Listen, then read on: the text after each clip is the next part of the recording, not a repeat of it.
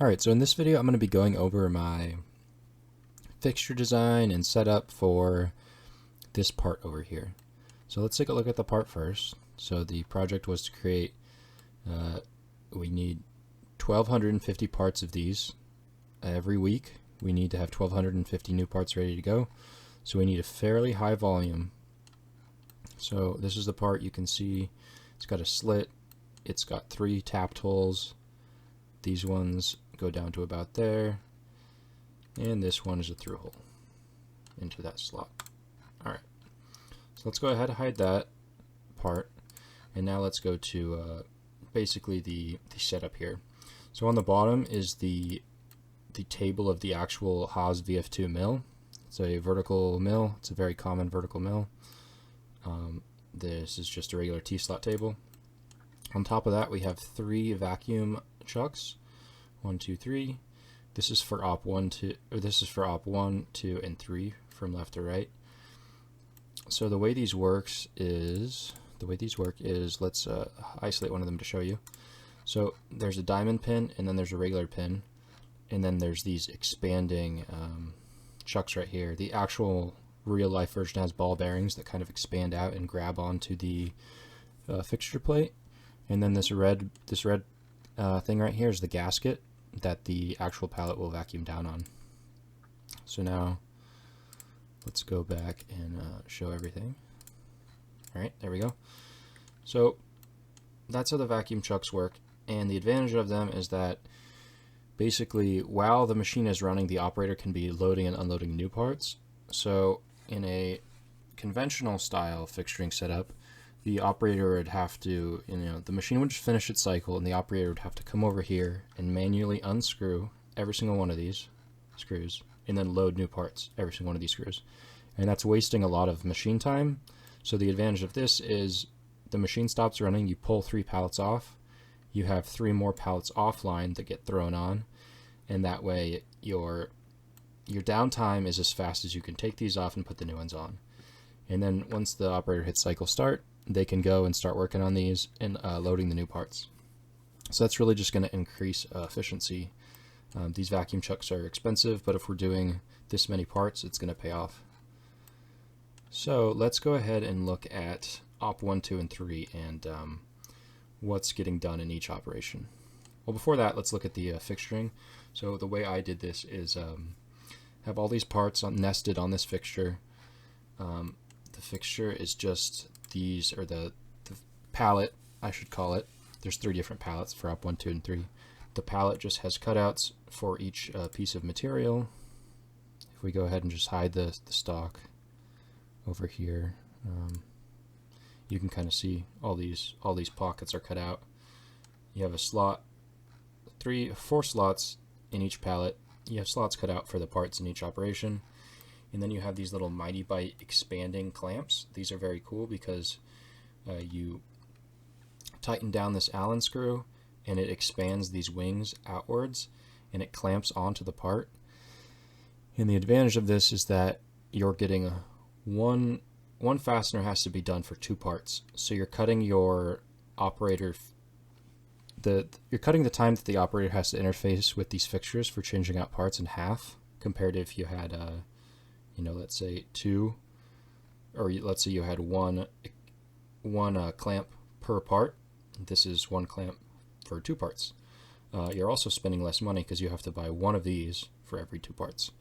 So it's a good little find right here. Mighty Bite has a lot of very small, low profile, and nifty fixturing work holding devices. But let's go ahead and put our stock back. So now that you understand how the pallet basically was designed and looks and works, let's move on to operation 1, 2, and 3 and what gets done. So here we load in the original stock. This is oversized from the original part, from the final part. And then also you can see that there's an allowance right here for if these are going to be if this is going to be bar stock and they're going to be cut by a saw. The saw cutting is going to have some sort of tolerance. So I allowed for an 1/8 inch tolerance of the saw cut process. So this is the solid bar that gets loaded in. And then over here we have operation 1 completed. So this is op 1 after it's done being machined. It just comes out and it does half the profile over on the top side. And then moving over to op 2, basically it's this part right here, but it gets flipped over. So let's see what that looks like. So here, if we isolate this right here, you can see that it's just the other part. Oh, whoops. Wrong one. I isolated the wrong one. Alright, let's try this again. Alright, you can see that it's the part from operation 1, but it's just flipped over on its face.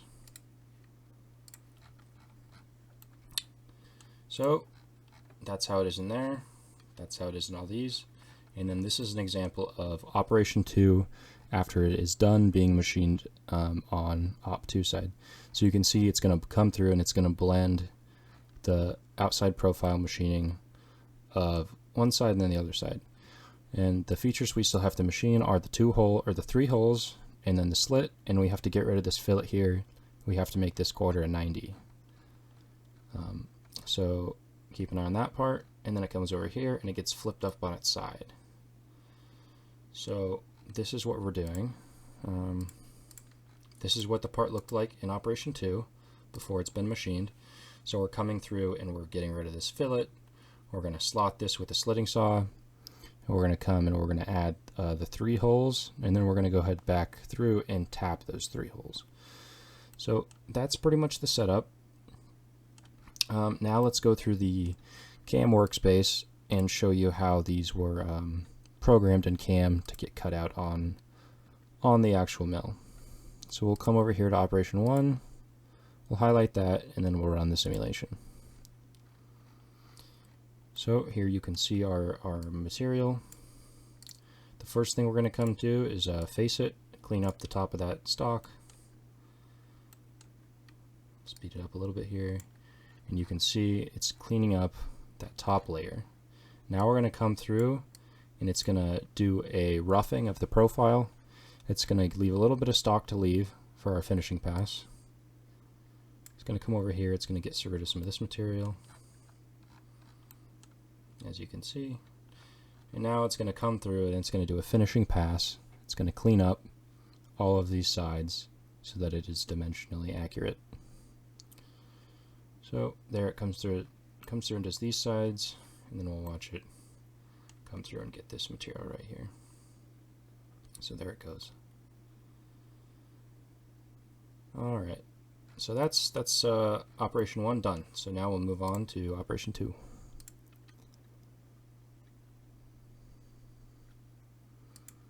Okay, here we go. Moving on to operation 2, we're going to go ahead and simulate this. Oh, looks like we accidentally still had the last toolpath selected. Alright, should be good now. Yep, now we're good. Okay. So, just like the first step on the last one, is we have to come through and we have to clean up the face of this material. So we're just removing 5/1000ths of an inch here, not very much. But it's just to get rid of the top layer of the bar extrusion.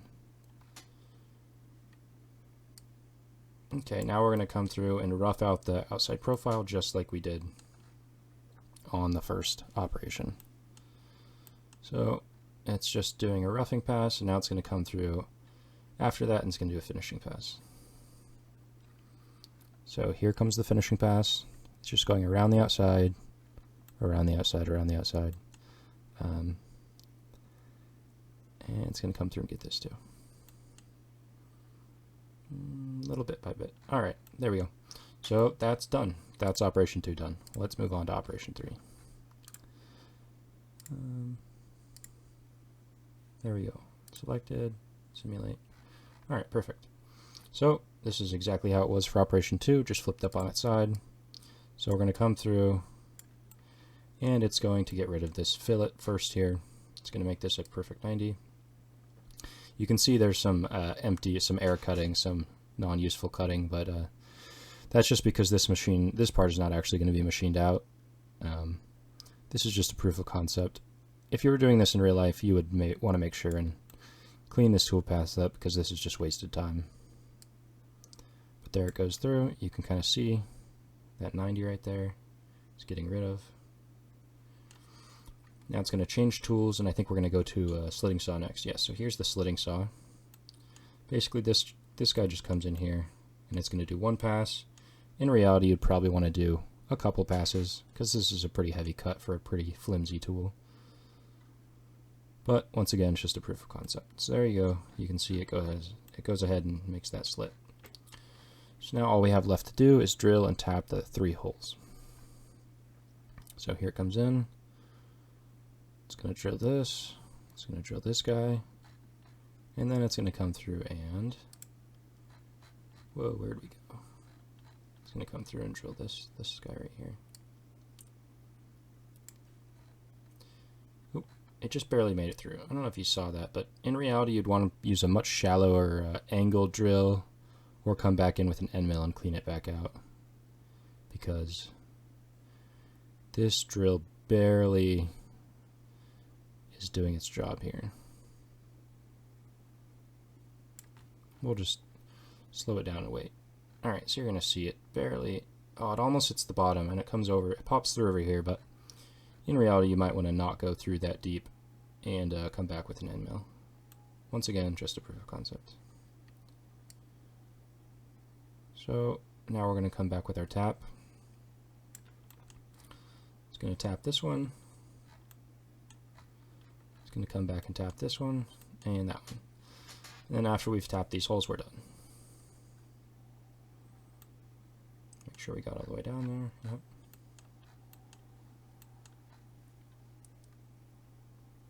And that's it. So there we go. We simulated all of the operations for 1, 2, and 3 on our various fixtures. So hopefully that described everything that we're going to do here for machining these parts out. I hope you guys enjoyed the video. Thanks for watching.